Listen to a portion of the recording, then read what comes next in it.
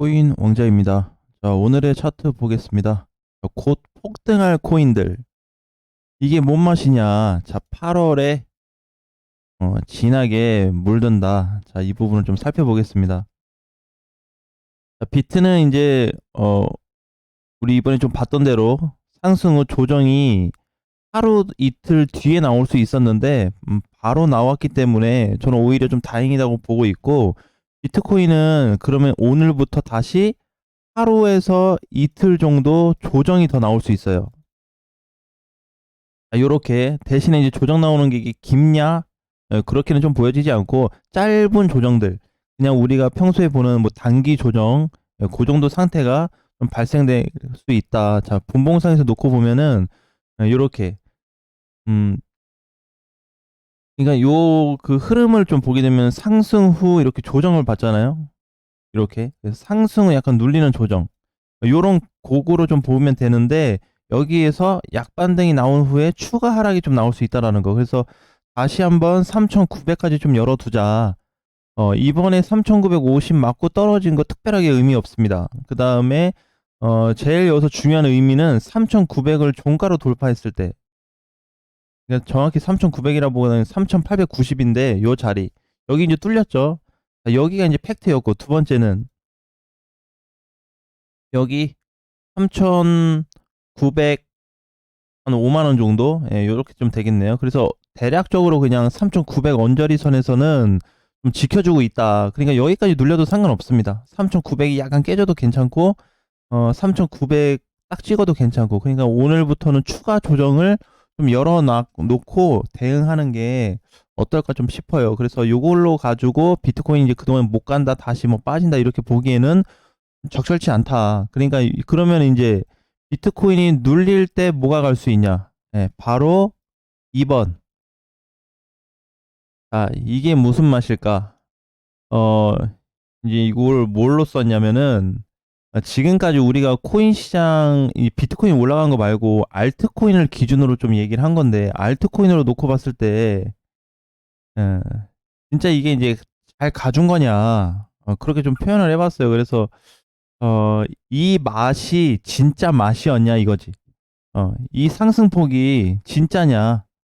어, 근데 제가 이제 보는 거는 다 모든 게 기본적으로 그냥 바닥 속에서 그냥 요렇게 좀 올라왔다고 좀 보는 거지, 이게 막 이렇게 또 올라온 것도 아니거든요. 그렇잖아요. 뭐 꼭 이렇게 올라와야 상승인가? 그럼 요렇게 뭐 열심히 가준 것도 아니고, 지금 그냥 요 정도 반등이란 말이에요. 요 정도 반등. 전체적인 시장과 좀 비례를 했을 때 비트코인하고 이더리움이 잘 간 거는 맞지만, 그 외 나머지 코인들 시세를 못 줬다라는 거는 적절치 않은 표현이다라는 거죠. 올해 1월부터 보게 되면 항상 설명드리지만 30원에서 90원 갔으면 3배죠. 왜 이거는 까먹고 왜 여기 것만 생각하냐 이거지. 예, 그러니까 지금 전체적으로 봤을 때는 흐름이 나쁘지 않다. 또는 나쁘더라도 앞전에 굉장한 강세를 보여줬었다. 자, 그런데 그 강세가 다시 한번 올 수 있다라는 거죠. 그러니까 진국으로 갈 수 있는 구간이 다시 한번 올 수 있다. 8월에 진하게 물든다. 지금 이제 8월 10일이에요, 벌써. 여러분 이제 뭐 보시는지 모르겠지만 8월 1일부터 현재까지 어떤 변화가 있어요, 시장에? 변화를 느끼시나요? 못 느끼시나요? 수급이면 수급, 상승이면 상승, 급등 애들이면 급등, 눌렸던 애들도 다시 올라가는 이런 패턴들이 계속해서 발생이 되고 있어요. 굉장히 8월 한 달에 대한 그 10일 동안에 지켜본 결과 빠르게 반영을 해주고 있다. 시세 반영을 빠르게 해주고 있다. 그래서 오늘 올라와주는 코인들도 마찬가지였고, 어제 떠서 어느 정도 와준 애들도 지금 단순 조정으로 놓고 보기보다는 특히 지금도 알트 시세, 알트장에 신경 쓰자. 이거는 지금 팩트예요. 계속 좀 팩트가 될 것 같습니다. 중간에 비트코인이 뭐 제대로 따라와주지 못한다고 한다면 그래도 알트코인들에 대한 부분을 좀 더 긍정적으로 볼 수 있을 것 같아요. 왜냐면 수급 문제 때문에, 수급이 우리 일반적으로 봤을 때 비트코인으로 쏠리게 되면은 지 혼자만 가거든요. 이번에 그랬잖아요. 그죠? 비트코인 쪽에는 지 혼자 가는데 비트코인의 수급이 안 쏠리게 되면 당연히 알트코인들의 또 다른 시세들이 계속해서 나올 수 있다라는 거죠. 그러니까 어제 보게 되면 이제 앱토스 같은 경우, 앱토스도 보면은 뭐 잘 갔나요? 여기 빠지고 나서 이제 들어주기 시작했죠. 그러니까 지금 중요한 건 뭐다? 이번 시장이 상당히 좀 중요하다는 걸 좀 기억을 해야 될 것 같습니다. 그래서 사실 악재 뭐 CPI 발표라든지 모든 게 다 동원이 된다 그래도 코인 시장 버텨줄 거다. 왜냐면 자금이 너무 막강하게 들어왔고 작년 6월부터 해서 나가지 않았어요. 돈의 흐름이. 그래서 일부 정도만 나간 걸로 보이지 들어온 건 100인데 나간 건 뭐 5에서 10밖에 안 되니까 특별하게 그거 가지고 고민할 필요가 있을까라는 거죠. 자, 그래서 이제 오늘 상승해주는 애들도 덤프 앞전에 못 갔었죠. 눌렸었는데 다시 올라가고 있어요. 그래서 지금은 빠진 애들도 다시 봐야 된다. 즉 결과는 뭐냐면 어, 홀딩장이다. 자, 요거를 잘 보셔야 될 것 같아요. 홀딩장 지금은 뭐가 됐든지 간에 언제까지 비트코인 4천 뚫릴 때까지는 가야 되지 않겠냐 이거죠. 근데 비트 지금 4천도 앞에 코앞에 왔다 갔다 하는데 무언가를 이제 정리를 하려고 한다라고는 하는 거는 그동안 기다렸던 거 그냥 휙 보내버린다. 그 정도밖에 안 될 것 같아요.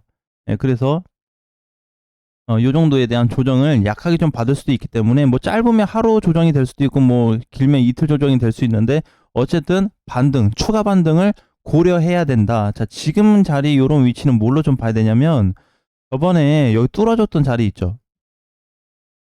비트코인이 여기서 돌파됐을 때 3200에서 3400 뚫어줬을 때 위치하고 동등한 위치로 보셔야 돼요. 근데 이제 그때에 비하면 거래가 좀 적기는 하죠. 거래가 뭐 한 반밖에 안 나오긴 했는데 그럼에도 불구하고 저항을 뚫어줬다는 거에 대해서 긍정적으로 한번 보자.